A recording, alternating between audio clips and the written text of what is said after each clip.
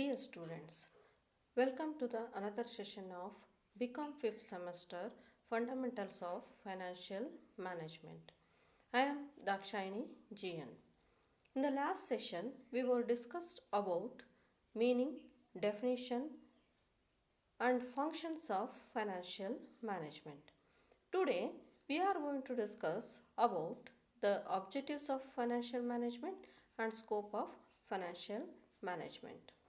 So let's move towards the objectives of the financial management.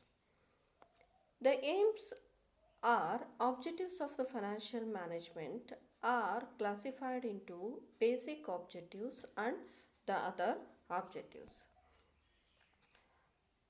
The basic objectives are maintenance of liquid assets, profit maximization, and wealth maximization. Other objectives are to protect liquidity and solvency of the firm, to utilize the available financial resources effectively, to provide social welfare, to build up adequate reserves for financing, growth, and expansion, to ensure a fair rate of return in investment of equity. Let's we discuss about the basic objectives. Under the basic objectives, the first basic objective is to maintenance of liquid assets. It means that financial management ensures that there are adequate cash in hand of the firm.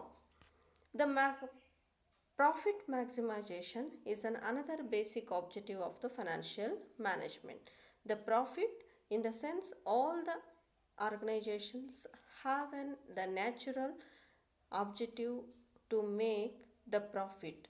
So, with the intention of profit making, they will do or they will carry their activities. The accumulated profit always helps the business to face the risks in the corporate sector. So, the profit maximization advantages are it is a rational as well as natural objective of each and every organization. So, it helps for the services, it helps for proper utilization of the resources. The profit maximization helps for growth and development of an organization.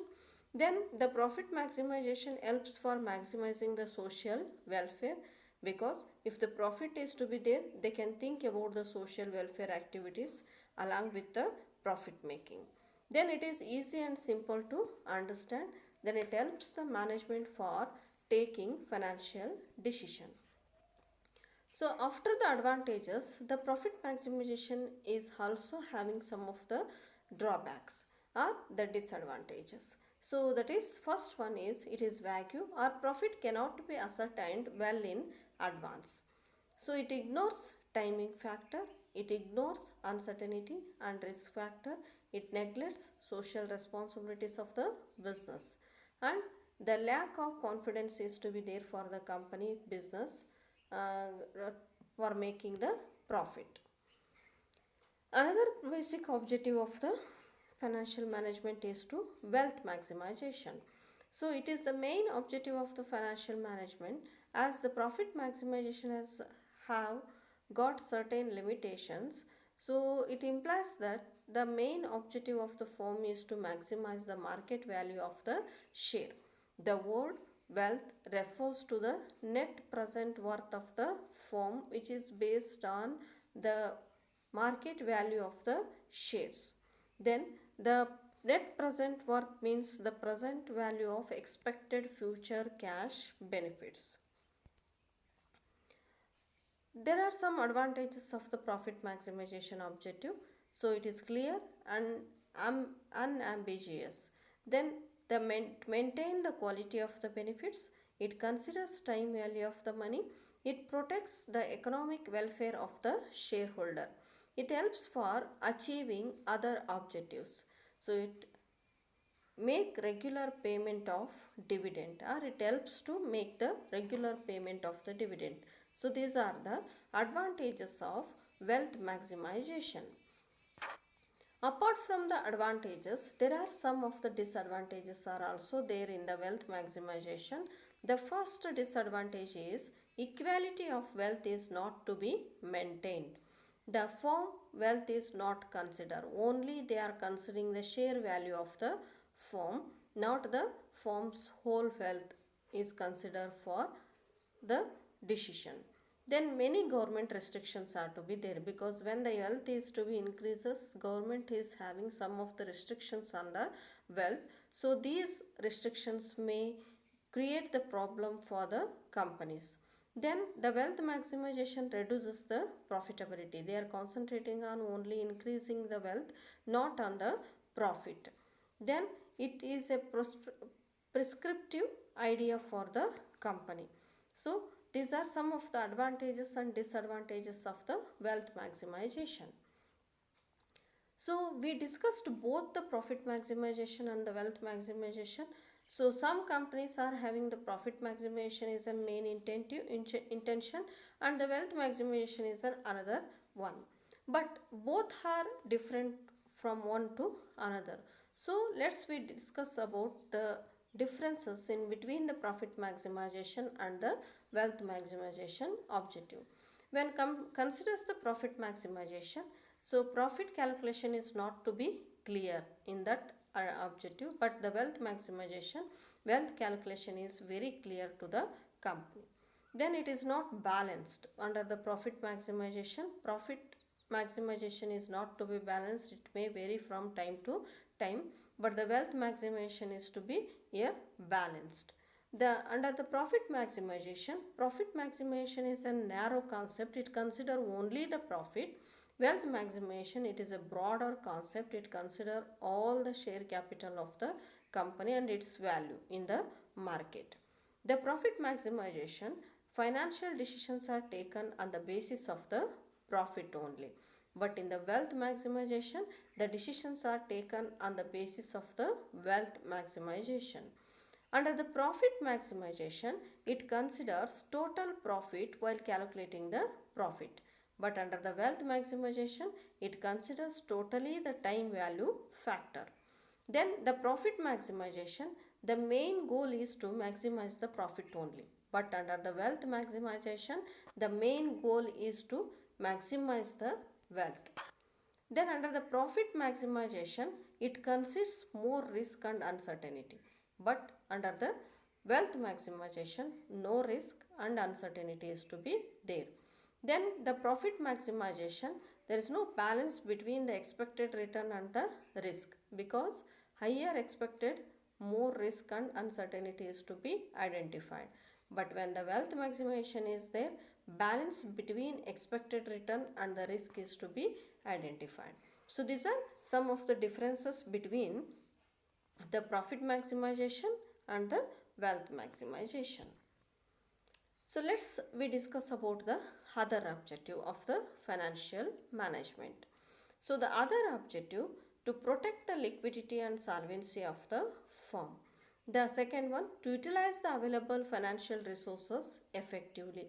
Whatever the resources are to be available, so that will be here utilized in a better way. Then to promote social welfare. So the another objective is to be to build up adequate resources for financing effectively. The next objective is to assure a fair rate of return on investment of equity shareholder, because so many people are investing in the company in the form of equity shares. So they are expecting some of the return from the company. So the main objective of the financial management to give assurance to their investment in the financial in the equity capital for the fair return. Next, we are coming for the scope of the financial management.